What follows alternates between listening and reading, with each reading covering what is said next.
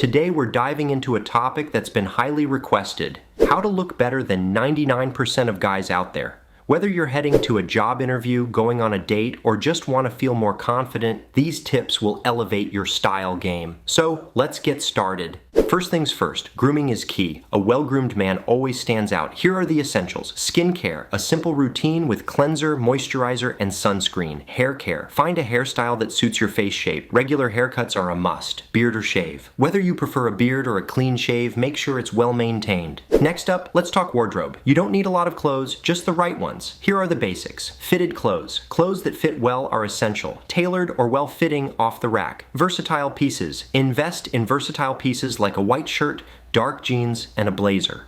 Shoes. The right shoes can elevate any outfit. A pair of dress shoes and a casual sneaker are must-haves. Accessories can make or break your look. Here's how to do it right. Minimalist watches. A simple, elegant watch goes a long way. Quality over quantity. Choose a few high-quality pieces over lots of cheap items. Subtle details. Go for subtlety, like a leather belt or a simple bracelet. Now, let's not forget about confidence and posture. Stand tall. Good posture improves your appearance instantly.